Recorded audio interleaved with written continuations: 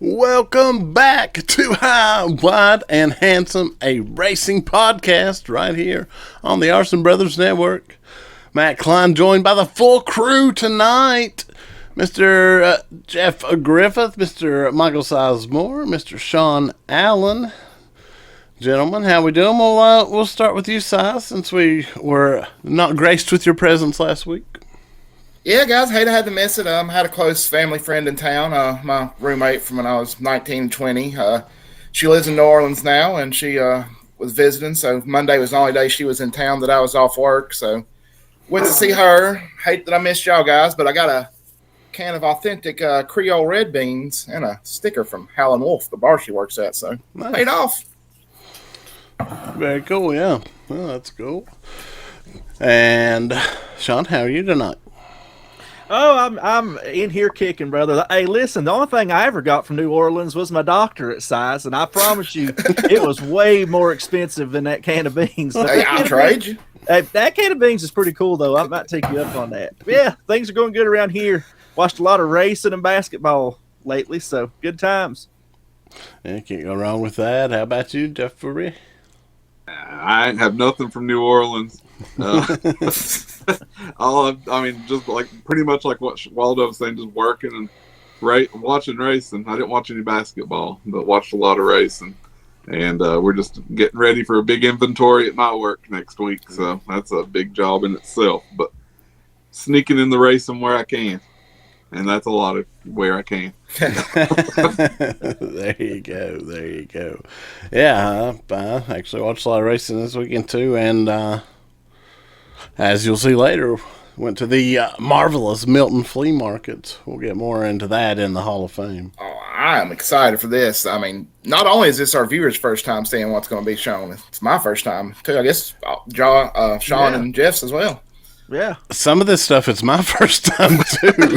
Like, I don't know. I'm gonna, and we won't have time to show it all, but I'm gonna pick a few things that I do know that are awesome right here on top, and then we're just gonna pull out some random stuff. We'll get into it. We got this is like one of those card breaks, right? It's gonna be kind of like one of those things. Yeah. We're giving people one of those, but That's like right. with the hall break. That's right. And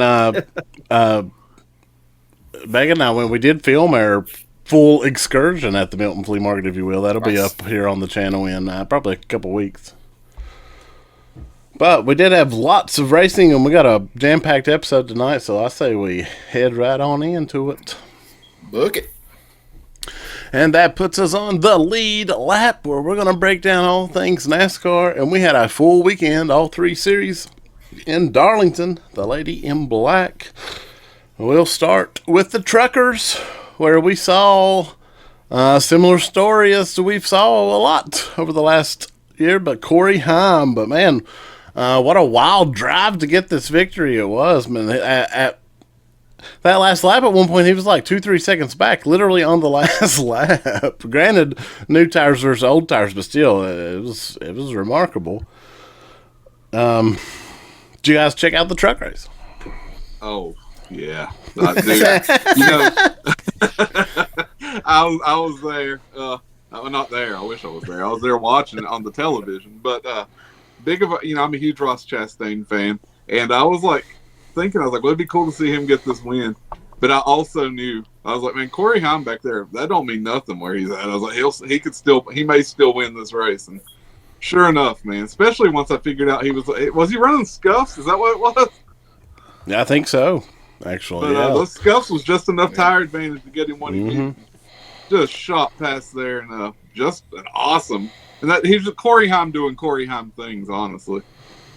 Yeah, I mean, definitely the tires were in play, but also just that drive. I mean, we saw, I think, a very similar kind of drive on Sunday at the end of that race situation. But I mean, yes, tires in play, but also, I mean, to do that at Darlington it's impressive no matter how you slice it. He's incredible, man. I mean, he really. I mean, I know we joke a lot of stuff. I'm a big fanboy, but I mean, honestly, just in pure, like, objectively looking at it, he's incredible. And I think he's gonna, once he gets in that full time ride, and I think that's happening next year, one way or another. Yeah. But I think he's gonna have a really good rookie season. I mean, I know he's got the 2311 deal, and there's nobody in 2311 I want to see leave. But gosh, I do think we need to get this guy in a cup car soon. Yeah. Well, I'll tell you what I can't stand: these part-time drivers coming into the truck series. It doesn't bushwhacking. You're not bushwhacking if you've never ran a cup race. I do want to bring this up.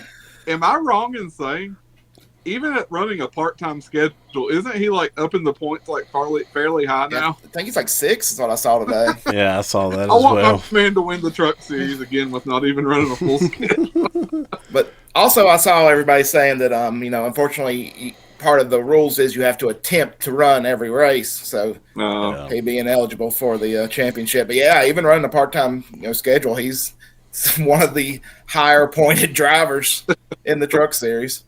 It'll be interesting to see where he actually ends up in the points. All granted, it's not for anything. I don't know how many he's running. It seems like they've added some truck dates from what I understand. And it sort of came out a little bit over the weekend that apparently he turned down some cup offers for the year. Not confirmed, but big rumor that Legacy had made him an offer to run the full season this year and probably beyond.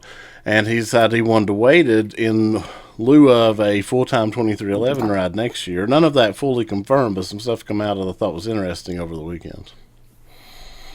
It's just, honestly, though, it is wild to me. And I know there's a lot involved in it that even I probably don't fully understand. But it's just wild to me that he's not running a full season somewhere. You know what I mean? Like, it just O'Reilly baffles or me. something. Yeah, it honestly just baffles me. I mean, I know, which the O'Reilly series, the lineup of cars and everything in it this season is kind of wild anyway. But and different drivers and different cars, but it just blows my mind really that he's not full time somewhere. Yeah. Mm-hmm. Yeah, no doubt. And running all these races, different cars, and running, enough handful of a cup schedule. When he gets to that full time ride, he is going to be kind of ahead of where he would be going into a rookie season. Now, I'm sure he'd rather be there. But that being said, I do think when that full time ride comes, by the time this year's over, he's going to be fast out the gate.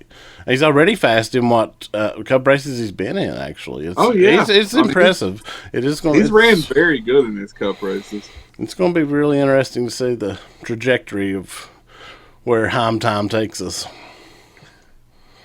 If it happens that we actually get somehow that lineup of, if it ends up being Wallace, Reddick, and Heim, just imagine like that. Man, that's a team that could really do some damage. I mean, people are mad now. Some rookie comes in and starts running up there with them. Yeah, that would be a power team for sure. And I don't know. I know Denny keeps saying these 2027 stuff, but he also most of the time mentions last season for Joe Gibbs Racing. I don't know that he don't want to drive for himself for a year or two there. So imagine throwing Denny Hamlin as a foursome there. That's a powerhouse organization. Yeah. I mean, being so busy on the business end, I could see Denny definitely ending up in a situation like Jimmy Johnson, but probably even more so than what Jimmy's doing, and jumping in that car every chance he gets. Yeah, I could definitely see kind of a part-time schedule post 2027 or whatever. Yeah. But hey, talking about the truck drivers, I mean, we were talking about the bushwhackers. We do have to mention Ross and Carson both really running good in the truck race too.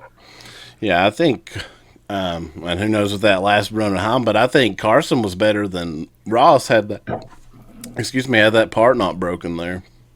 Mm-hmm. No, I think you're right. I think Carson would have won the race. Honestly, yeah. It would have. I think there's a really good shot he would have won it if he hadn't. Yeah, I agree. Spun out, broke down. I mean, this weekend has shown me one thing: it's that Darlington may be Carson Hocevar's track. Yeah, like he may be the man in South Carolina for the next few years coming up. Yeah. Yeah, he has got that place figured out, and to be so young and so fast, yeah, he may be someone we talk about there for a while. It's interesting, though. It seems like there's always that one person that comes that just figures that place out, Eric Jones, and he always gets talked about there, but rightfully so, and he did it again, spun out and still ended up either 10th or 11th there. I'm sure we'll talk about that more in Cup. discussion comes out. But I did not expect the person who got the most damage from that to be the one that actually got the most damage. I thought Jones was definitely being run back of the pack the rest of the week or rest of the night. Yeah. Mm-hmm. All right. Before we add to that, we'll get into the O'Reilly series, where we saw a bushwhacker and Kyle Larson dominate the first half of the race. Really, the first 3/4 of the race, you could probably say. But when, as they say, that pay window opened, Justin Allgaier showed up at another one who just absolutely got Darlington figured out. Allgaier's so good down there. And he just headed out and got a huge win. Man, one of y'all mentioned it, I think a couple of weeks ago, but Justin is the closer now. He's kind of taking Kevin Harvick's gimmick because, my gosh, it just when he figured he don't have to do much all day, but when he figures it out at the end, it's over. So he definitely come in when, like you said, Matt, when that pay window opened, he closed it out for sure. Well, in a series, the lower series trucks and even O'Reilly, to a point, you don't have a lot of guys. You got a lot of young guys. You don't have a lot of dedicated seasoned drivers. And Justin's been doing it for a long time. He's driven Darlington a lot of times, so that experience comes in. I know he was racing a guy like Larson, who's definitely an experienced driver, but that cagey veteran attitude pays off sometimes. And we definitely saw that Saturday. Yeah, absolutely. I thought that was another huge win for Justin. Justin just racking up the accolades here late in his career. It's fun to watch, though. Always really been a little Gator fan back to his even Penske development days, and certainly he's had ups and downs along the way. But his home here at Junior Motorsports in the last 10 full years has been enjoyable to watch. I would love to see Justin Allgaier become the Jeff Gordon of HMS at Junior Motorsports. Yeah. The guy who's just, he ran for the team so long, did so well for him. Just bring him in. You're now part of the family. You're now an Earnhardt. Justin Earnhardt. It wouldn't totally shock me at that point. He's pretty embedded. Yeah. He is, man. I mean, Dale Jr. absolutely loves him. I mean, that year that Justin won the championship, I've never seen Junior quite act like that. I remember he carried that flag around for days. He did. Yeah, I can totally see that happening, man. But definitely a good run for him for sure. We saw some fireworks go down between Ross Chastain and Ryan Sieg. Sieg was very unhappy. He sounded like Size on the radio, mad about these dudes dropping down. He ain't wrong.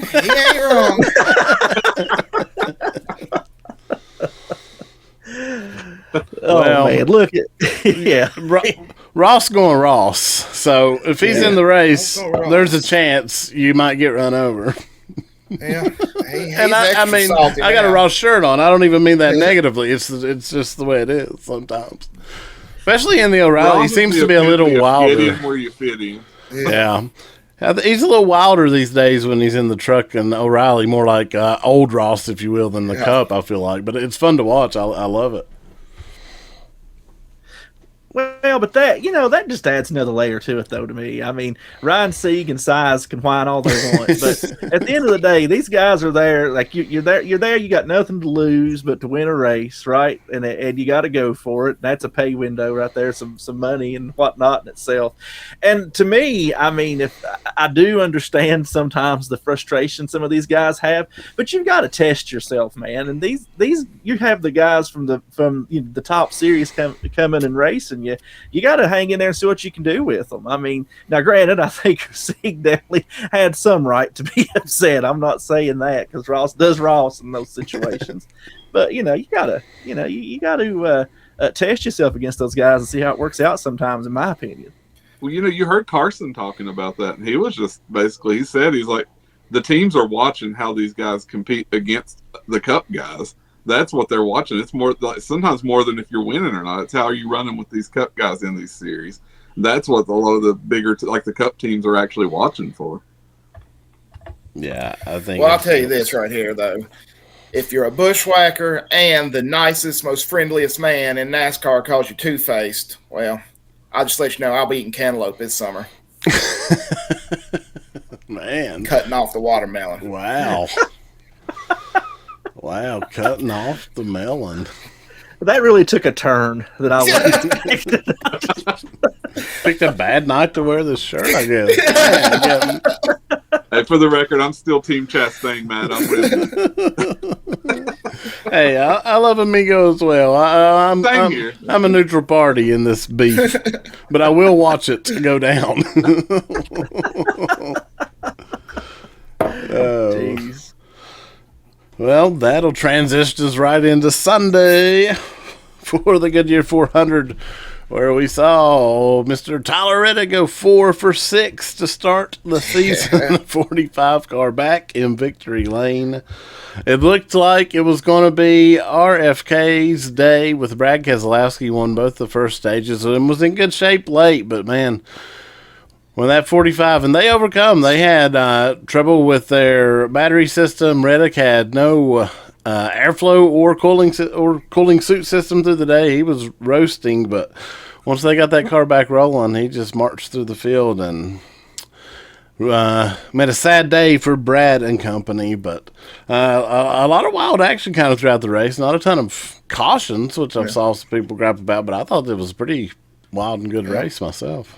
Yeah, I loved it. I mean, I like a wreck fest every now and then. Don't get me wrong. It's not bad, but a good, smart, clean driven race. But with plenty of action in the field and some crazy movement, that's still a good race to me.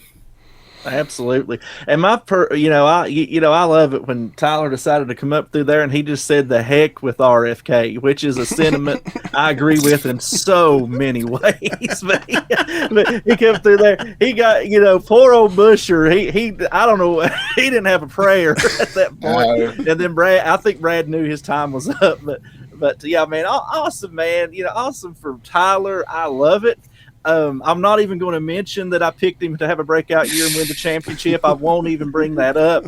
But, great for him, man. I'll see all this craziness online, but whatever, man. We're seeing an awesome run from a good dude. So I'm all for it, and I love seeing it unfold. I can't wait to see what happens next. Does anybody ever get up there and calm them Toyotas down? Yeah, Chris Buescher when he runs over him when he's trying to pit. If you'd wave his hand, Jeff. No, honestly, I was happy to see Tyler win too. I really was cheering for either Buescher or Keselowski to get that. But by the same token, I like Tyler, man. I was happy to see Tyler get a win too. And he's making history. And at one point, it looked like the guy was actually like he was siphoning gas. He was siphoning water out of his pool suit with something. He had a rough day. And but I mean, honestly, though, I will say, all joking aside, RFK yesterday. I mean, they've been proved that what we've been saying. The consistency has just improved each week. Are they the top Ford team now? Blaney won a race 2 weeks ago. Yeah, Blaney showed up again. I want to get I want to get into that. What was wrong with Joey Logano? Was Logano in that race? That was insane. I don't know if I've ever saw a Penske car. Period. Hardly. Certainly not the 22 show up that off. And that's not to cut off the Ford talk. Blaney won the race, but there is an argument for RFK overall being the top Ford team. But they need that win to solidify it. Had Brad won, I think you could have a more split discussion. But they're right there, man. They're running, and at one point they were running 1, 2, 3 yesterday. It was so cool, I'll say especially with the Biffle throwback schemes. Yeah, that was such a cool visual, man. Yeah, but Cindric had speed as well. Yeah, Brad's was awesome. I'll hit and miss that 6. Just was missing the 1 in the front. And it was perfect. Yeah. But I'll say, and I'm not taking anything away from them because they definitely are running very well right now. But we have seen this before, where they'll have spurts in the season where they are just really fast, and then it kind of dwindles. So I'll be interested to see if it lasts. Fun fact: we once walked past Chris Buescher, and he ran better for weeks after that. So that's true. It's true. He was getting a sandwich out of a cooler after Bristol. That's right, he was. But so we'll see. I don't see any reason why they wouldn't continue. But we have seen this a little bit before, so it makes me a little hesitant. And I do agree with Size. Blaney did win a couple weeks ago. Granted, it was at Rogers' house. He did win. So they got to get a win or two knocked out, man. And I would definitely agree. I think. Speaking of Biffle, Brad's post race interview. It was great. Put over a legend and a great guy, and really a good if you look that up on YouTube or something, it was a really good post race. Yeah, absolutely. Excuse me. We got to mention Carson Hocevar at the end of that race as well. he come through the field just, tearing. It was wild to watch. I don't think anybody had anything for Reddick, but if you had 15 more laps on that race, Hocevar may have been the man. If anybody did, it was him, because he was just grease lightning there. And on that last run, it would have been fun to watch those two cars battle, because they had 77 right coming to the last of that. It was rolling. Yeah, I was kind of thinking, man, Reddick is praying not for a yellow flag right now, because fast as that car was, it would get real interesting real quick, and we know how aggressive Carson gets in those situations. So it would be kind of fun to see. But you can ask Christopher Bell about that. But speaking of the caution at the end, watching it, I was kind of like, man, if we get a caution, on restarts and short run, Kozlowski's awesome, Hocevar's like a rocket right now, and we didn't get that. And I know some people are like, oh, blah blah blah, but a lot better if we had a caution there and bunched them back up. But that's still, we still saw an excellent race, and we still saw Hocevar passing cars incredibly, even though it wasn't the first place car. You still got to see some great action back there in the field, even with Tyler running away with it. Yeah, absolutely. And Tyler's drive to get there. He ran away really late, but his drive to watch. There was a lot of fun stuff to watch. We mentioned as well, Carson, of course, but Suarez as well. He had speed all day. They were really quick. Yeah. Worth noting, Spire. All three of their cars currently in the chase grid. So very impressive start for Spire, man. Yeah. How those houses of tracks look? Man, not good. Not good at all. No. Zilla ruined Riley Herbst's best day ever.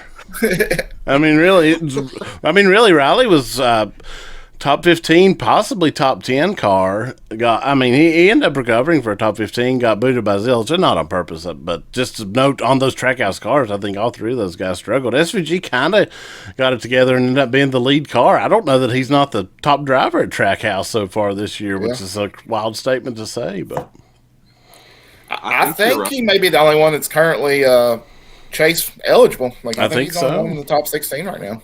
I think so. Yeah, he's number 15 right now. Yeah, so he's holding on, but he's in there. Yeah. I feel like Trackhouse is really off right now, man. They definitely got work to do. I don't know what the problem is, obviously, but they're not where they want to be. That's for sure. As far as in the Chevrolet camp, I place Spire ahead of them. At least as of right now. Dan Suarez, Dan Housen. I think we may know. I think we may know what happened to him. Oh no! A little curse action. Well, that may be true, but it turns out if you take some of that Kirsten and mix it with a little Joe Gibbon, but yeah, man, and Suarez, he's, all jokes aside, he is strong just about every single week.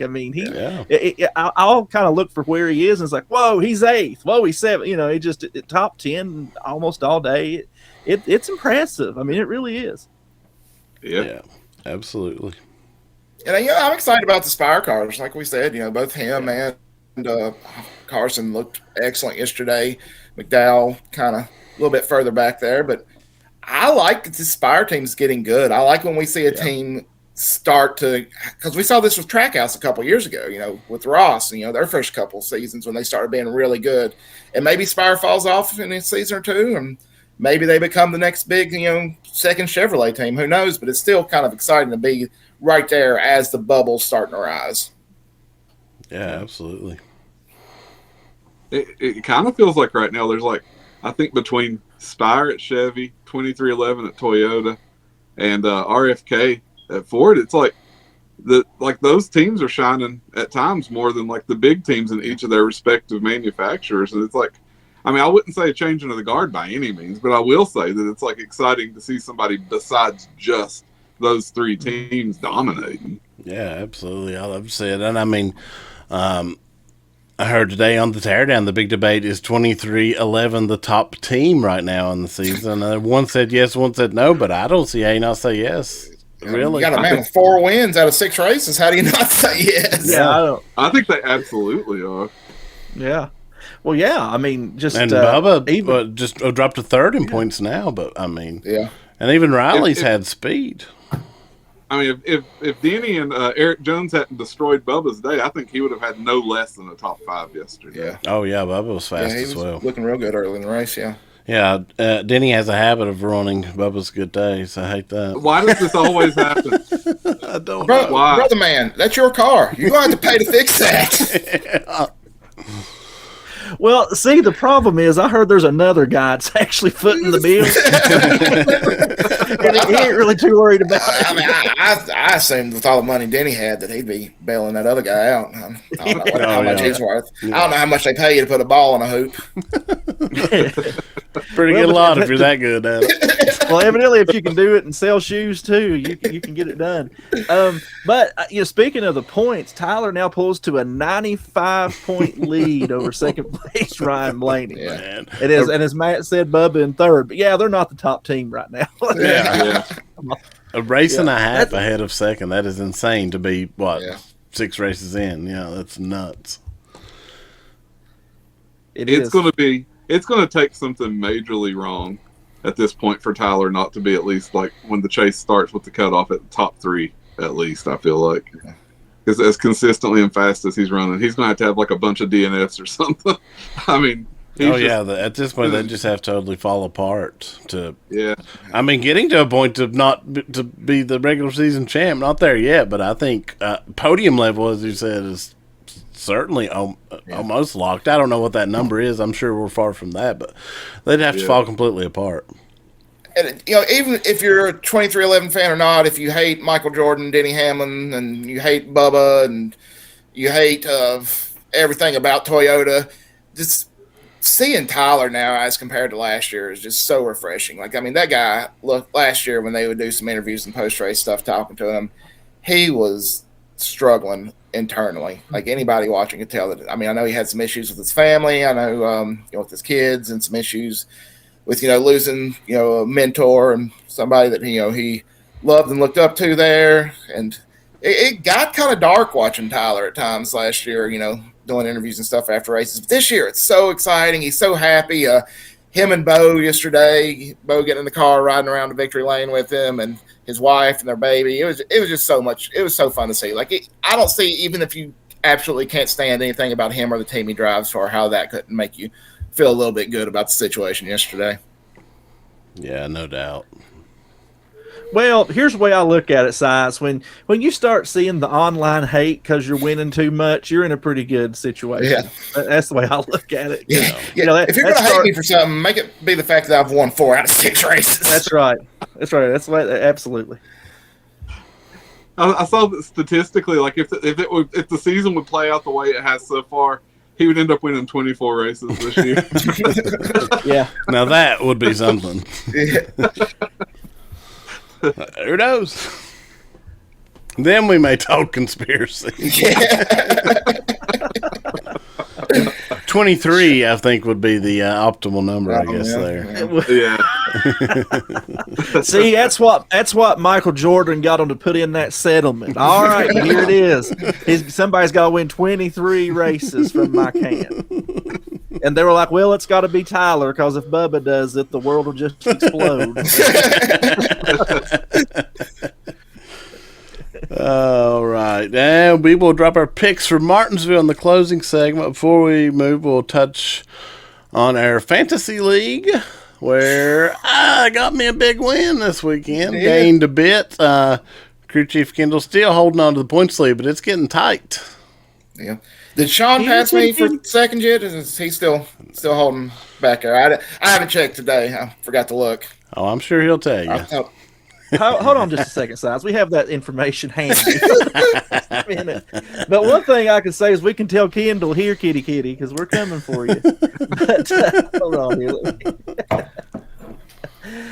Mr. Sizemore, you are now in 4th place in the standings. Dang.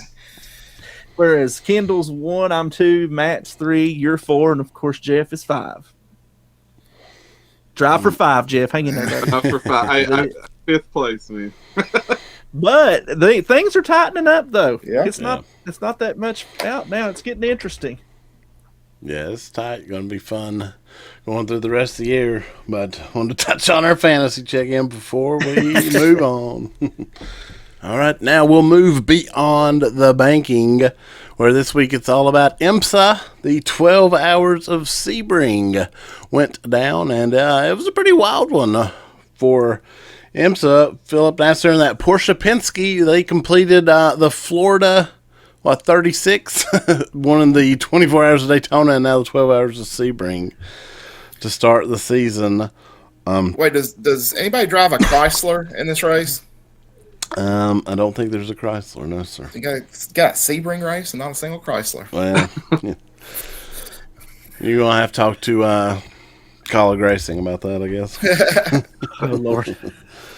Yeah, at one point in the race, the Philip Nasser in the 7 Penske car was ordered to stay behind the number 6 Penske car for the lead. I don't really know why, but Nasser took great disrespect in that and let that be known lividly on the radio, and then made a quite daring pass to go ahead and take that lead not long after that, and then controlled the race from thereafter. But that was just an interesting bit to know. But it got pretty wild. The ruts behind, like what we call the turtles, if you will, the barriers, man, they got 3-4 foot deep, and overnight those guys couldn't see them, and we saw some pretty interesting action. But yeah, wanted to touch a little bit on the IMSA stuff. Big race down there, and definitely a huge back-to-back win for the Penske Porsche team. Yeah, I have to go back and watch them. I didn't get to watch any of this one. We'll go back and watch some highlights because I kind of dig the IMSA stuff, man. Yeah. Like, I think it's fun. Like, I kind of got into it on the 24 hours, and I'm ready for more, so I need to check out the highlights on that for sure. Yeah, it was a good one. It was honestly one of the better IMSAs. I like the 12 hours. They're a little bit more intense. Everybody's kind of, you can't get too behind there through the night time and stuff as you can in the 24, so they're pretty fun. And Sebring, I love that track, actually. Grew up playing it on Gran Turismo and such along the way, but I'd love to see NASCAR actually at Sebring, and I mentioned I'd love to see NASCAR. My dream NASCAR road course is Laguna Seca out in California. But yeah, IMSA's fun. It's not NASCAR, it's not IndyCar, it's different. It's all different, but it's fun to peek in on, and you got varying classes at once. It's just a lot of interesting situations. Agreed. But yeah, we wanted to touch on Sebring, but that'll be it for this week's Beyond the Banking. And now it's time for the Bullring Report. Oh, short track, dirt track's back in pretty much full swing and getting more and more every weekend. But we'll start off this segment with high limit racing. We had the Cactus Classic out in Arizona. 3 nights of racing. We saw Rico Abreu take his first win in the Tony Stewart Racing 24 on Thursday night. Last year's champion in that series, back with a win. We moved on to Friday night. Yes, so flip the script. It was Rico and Tanner Thorson on Thursday, and the Tanner Thorson flipped it back with a big Friday night win. And Saturday night, James McFadden took the big $15,000 finale for a win. Did the shoey, which we didn't mention, but it was their first shoey of the weekend. Tyler Reddick also did the shoey that day. Famous Daniel Ricciardo trick, F1 driver, filling your shoe with alcohol.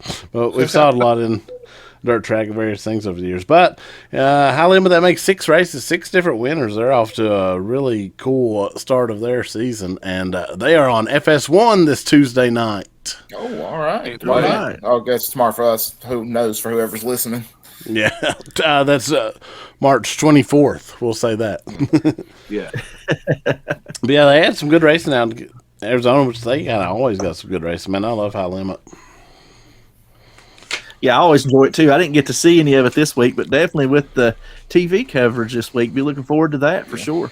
Yeah, and they're there Tuesday, and then they have another race on the weekend, which I don't think it's co-aired, but nonetheless, big Tuesday night show. That'll be fun. Hope a lot of people tune in. It will definitely be worth your time. I'm glad to see our boy Rico get a win, man. I love Rico. Yeah, that's my dude. But yeah, it's like you said, just all the different winners so far this season too. That's the kind of variety and stuff that builds interest, and like everybody's got a shot, man. It's awesome. Yeah, it's super fun to see. And there's so many big names and fast guys who haven't even got a win yet, which we're super early in the season, but nonetheless, it's going to be a hot one.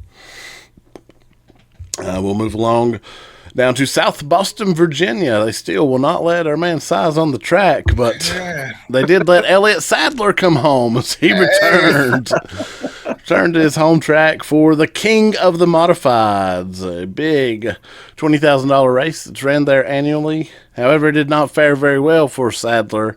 Found himself in early trouble and out of it. But another veteran, Silky Smooth, Ron Silk, with a huge $20,000 payday, outdoed Patrick Emmerling for the win. And a shout out also to Ryan Newman had the high line going. Looked like Newman was going to be trouble for a bit. So fun race at King of the Modifieds. Yeah, I haven't got to check that out. I'll have to look it up on YouTube. But, I love SOBO. We went out there one time and may not have tried to get on a track unsuccessfully, and may or may not have waited in a bar for an hour waiting on Mikey Waltrip to come by. But it's such a fun track, though. Yeah, you may or may not have almost had a Michael Waltrip autograph that was actually a Sean Allen autograph.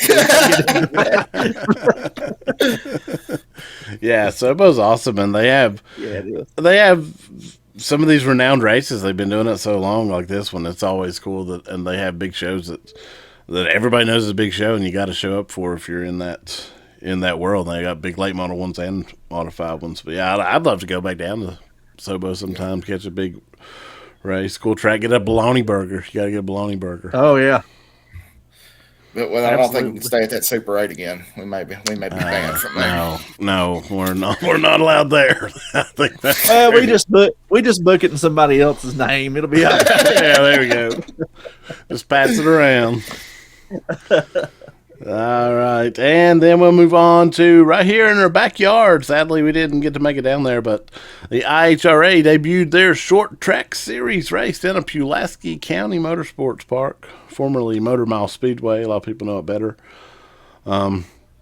Their first race, they streamed this on YouTube and on what was that? It was through Prime, but what was it called? Speed Sport 1. Speed Sport 1. There you go, Speed Sport 1. Great coverage. That Speed Sport 1 did a tremendous job, because I watched action there from 3 p.m. till 8:30 whenever the final race ended, and I like that Speed Sport 1 gimmick. I think those guys did a good job showing that race. Yeah, I watched. I watched the first bit of that, what ended up being first stream. I went back and watched all the second stream. But yeah, coverage was awesome. That drone was cool. Especially, they had an awesome setup to be their first ever event. The famed IHRA commentary team was brought over, and their pit reporters. They had they had stuff going on. And we saw international, man. Brandon Carr, an Englishman, took home the big win in the first race, and then Kyle Dudley, a huge late model name. We saw some big names show up, took home the other big win, $25,000 and $18,000 in those races. Huge money being paid in this series as well. It's going to be interesting to see. Tony Breidinger, normally we see her in the truck series a lot. She was down there.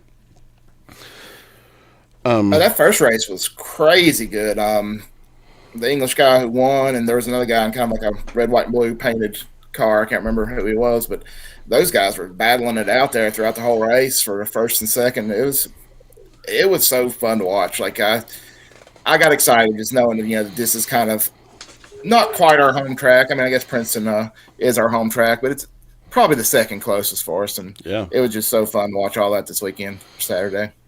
No, I agree, man. Like what little bit of it I got to watch, because I was trying to watch that and the O'Reilly, and my phone died. I had that going on my phone, but just what little bit I saw of it. Number one, I want to say that drone shot was awesome. I love the way they were using the drone. And number two, it was just making me excited to think, well, this is a track that we're probably going to be able to hit up quite more than a little bit.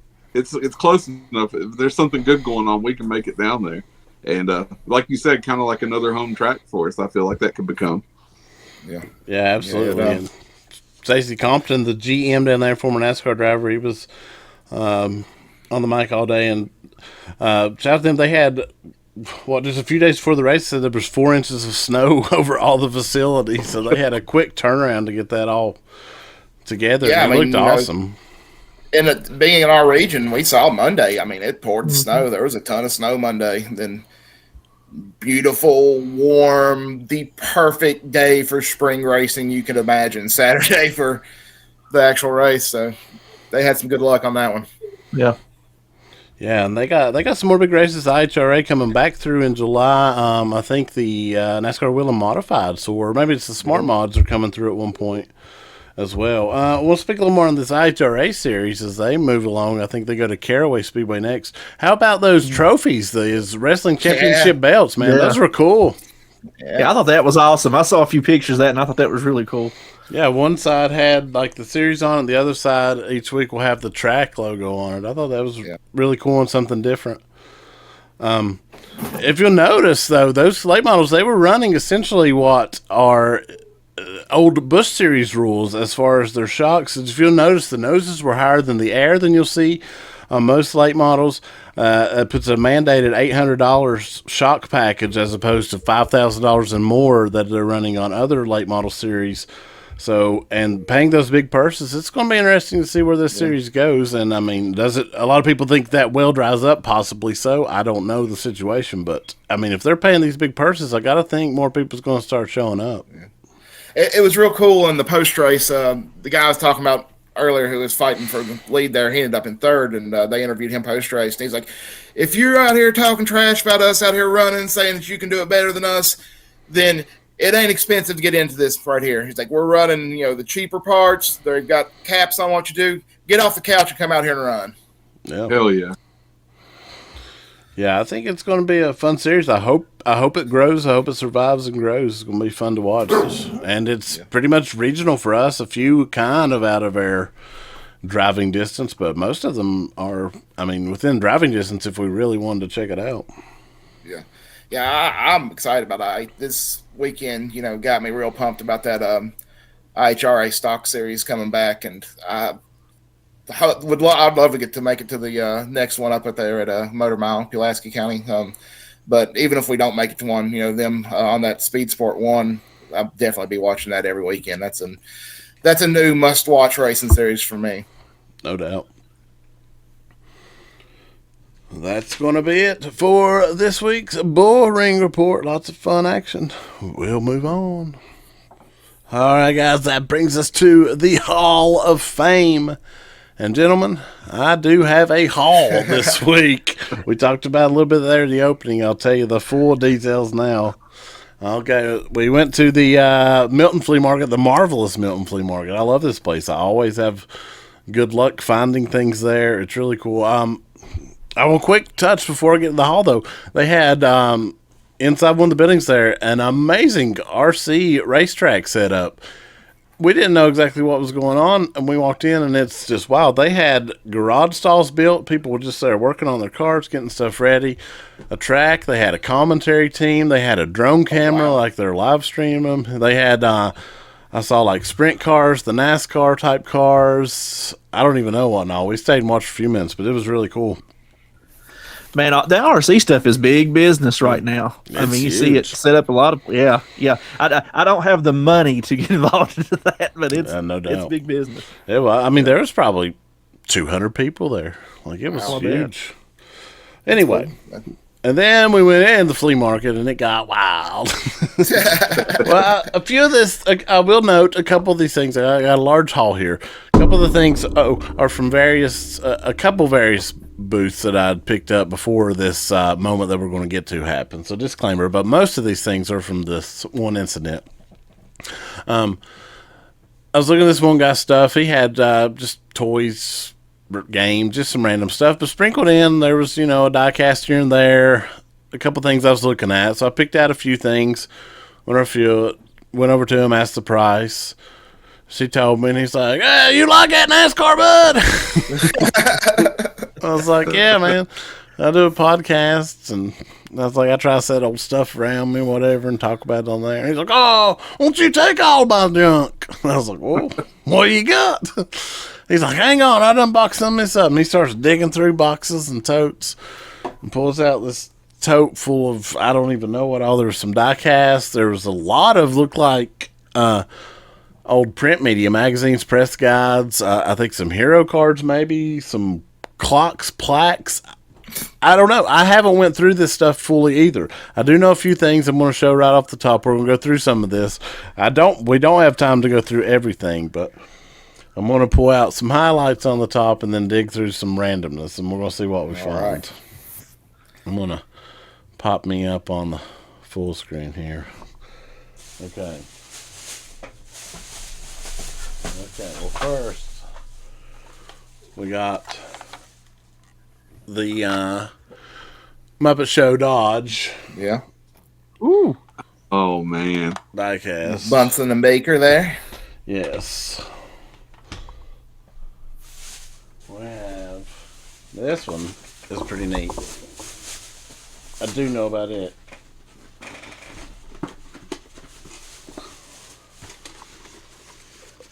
Mac Tools 1/16 scale pit wagon. Rusty Wallace, one of 2,500. A die-cast pit wagon. Oh, Yeah. Oh, wow. It's got a little toolbox. Yeah. That's awesome. Pretty cool. Kind of a unique piece, I thought. One you it don't see is. those every day. Okay, here's some randomness. Right on the top, we have a Jeff Hammond late model plaque. When Jeff was running his late model. Wow. So it looks like somebody was going to make a clock, and then they just kind of gave up. It could have even had a hand glued on here at one point, but now there's no residue. Yeah, I think you're right. It was in process, maybe. I'll give up on this Jeff Hammond clock.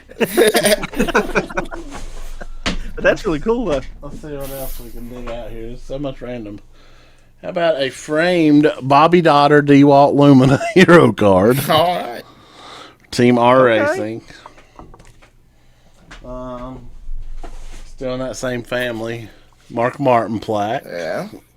Oh, that's cool. We got a bag full of 164s. Oh, yeah. Oh, wow. grab that. Dale Jarrett, 28. Texaco Gates. Ricky Stenhouse Some newer Jr. stuff. That's a new one, yeah. We got Elton Sawyer. Now Oh, my. director. The Dinger. Yeah. There Nice. you go. Kenny Schrader, AC Delco Mobile. We got a Brad K. Look at there, Jeff. Calm down, Jeff. Matt DiBenedetto in that Wood Brothers throwback. Oh, yeah. Calm down, size. Blaney, Advance Auto. Nice. Calm down, Rudy Asher, if you're watching. Ricky Stenhouse, Roush Racing. There you go. Todd Bodine, Stanley, Brett Bodine. Bodine Brothers coming in hot. And Byron in here. There we go. Calm down, Sean. Oh, and there's a 1976 Dale Earnhardt. Oh, There you go. We got Ned Jarrett. oh. No, Neil Bonnet. I thought it was Ned Jarrett. My All right. apologies. Neil Bonnet. Hey. Plaque.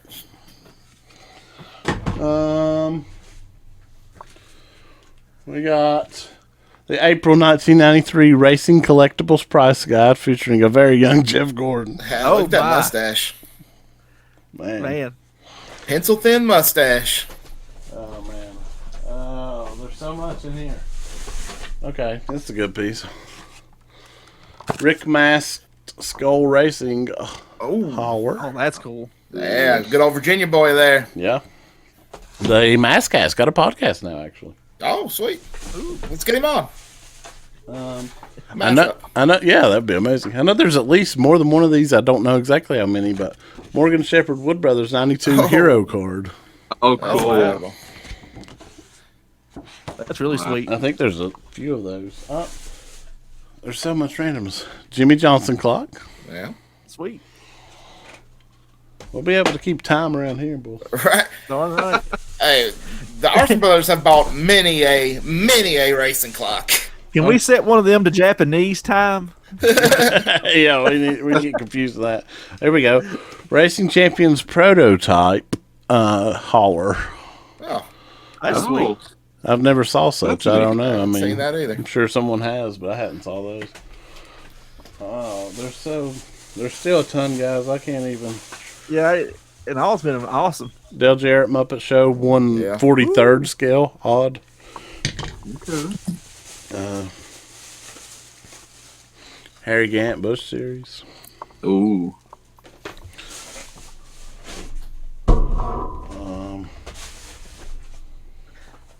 There's so much stuff. I believe Harry Gant gave the command this weekend, didn't he? He did, yeah. Yeah. NASCAR 2000 little preview and press guide. I mean, there's still tons in here. Oh, here we go. I'll end on another cool piece. We'll end it. One of 10,000 inaugural Brickyard 400 Racing Champions hauler. Oh, wow. Awesome. Dude. That's awesome. What an amazing haul of stuff, man. yeah, man, that's incredible. so crazy. There's so much more. I mean, there's just Yeah, a bunch of TV programs guide. and TV guide. Nice. Winston Cup Illustrated hardback. Oh, wow. And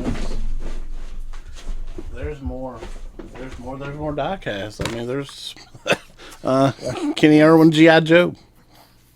Oh, wow. We'll quit there, but there's more. I had an awesome haul. And I'll tell the price. I got all of that. Well, not all of that. Like I said, there was a few pieces. But the haul from the dude's store was $50.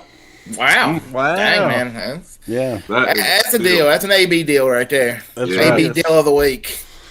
That's how we like it. Another successful run of the marvelous Milton Flea Market. And we'll have that video up probably a couple weeks. You can actually see all of that. And it was...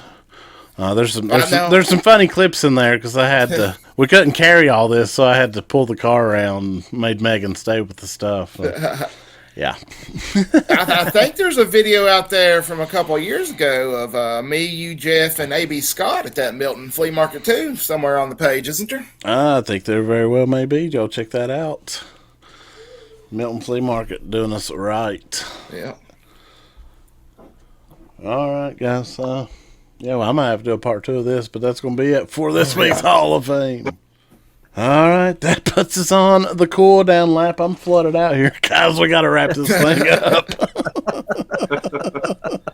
We're going to find you under a sea of a hall if we don't get you out of this. Yeah, we are. Nothing but hero cards and clocks. Yeah. I mean, I promise we'll call the rescue squad for you after I stuff some of that stuff in my pockets. Okay. I remember one time we lost Jeff, and I was making a plea to get his comic books, but that's been years ago. Yeah, oddly that We Lost Jeff series is on this YouTube channel. I noticed to see it. I noticed not that long ago. Very few people have saw it. I will assure you of that, but it's on there. Did you guys ever find him? Nope. No, we did not. However, there is a tie into this show. That same night, Matt and I called a wrestling show that we're pretty sure Jeff Gordon was on. But that's another story. I seen it. I seen the DuPont Slam. We had live and in color, brother. Oh boy. Well, gentlemen, before we go, we have to lock down our picks for Martinsville. Before we do, we'll note it's our first time not going to this spring Martinsville race in a number of years, actually. kind of. Yeah.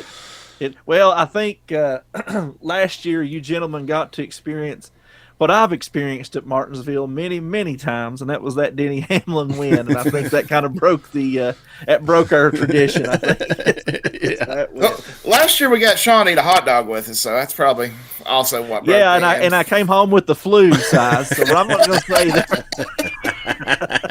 I'm not saying they were connected, but oh lordy, yeah. Hey, we're not down there this weekend, but we got a cool Rockingham trip coming up. That's gonna be a blast.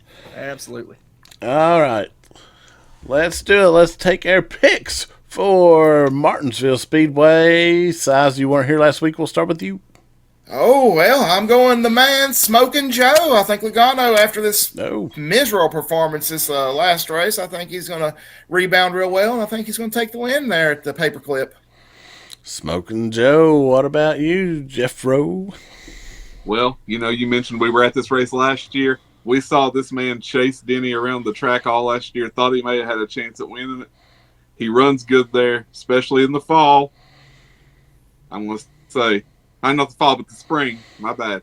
Bubba Wallace wins this weekend. Bubba and victory. What about you, Sean? The Toyota domination continues. And there may be some folks once again with broken hearts in Martinsville, but let's say Denny Hamlin does it again. Denny Hamlin, good choice. I'm going to go Team Penske as well, but certainly not Joey Logano. I'm going to go with the master of the fall at Martinsville Racing, Ryan Blaney. Pulls it off in the spring. Not a single Chevrolet picked. And, I mean, we've been there and watched Kyle Arson win. Watched Byron run well there, but them Chevys, man, ain't nothing going good for them this year so far. I only mention about every 3 days y'all got to see Kyle Larson win without me. We're not going to talk about the irony in that. We saw Chevys a couple years ago. Size finished 1, 2, 3. Then the anniversary with the maroon cars. So yeah, I don't know, man. I'm just not feeling comfortable picking them right now. I'm not on the short track or road course package just yet for sure. I think they're a little better on the quote mile and a half package that we saw like at Vegas. But no, I'm not there yet either. Yeah, and that's something to say because Martinsville has been particularly a Hendrick place. Yeah, it's, outstanding there. But for I don't know. Decades at this point. Absolutely, really. Yeah. That's for sure. Going to be fun at the paperclip. Always love Martinsville. Well, if you're there, get you a hot dog in Sean's honor. That's right. Go ahead. Try not to get the flu with it. All right, gentlemen, anything else before we close? Fun show. Been a great weekend of racing. Looking forward to doing it all again this coming weekend and seeing everybody next week. Yeah. And hey, find your local short track. I mean, wherever you're at, there's bound to be one close. Find your local short track. Go to a race. It's that time of year. It's kicking off. Go support these local guys because without that stuff, you wouldn't have the big stuff. Yeah, absolutely. Everything, all these local short tracks, regional short tracks, pretty much around the country, get them fired up. Check them out. And check us out. Give us a subscribe here at Arson Brothers Network. You can keep up with us here, of course, along with other shows. Got a new Arson Brothers Eats coming out later this week. And as we just said, thrifting blog from the Milton Flea Market and some other stuff coming up. So definitely subscribe. You can check us out on the socials, High, Wide, and Handsome, as well as Arson Brothers Entertainment. We'll be back next week, whether you like it or not.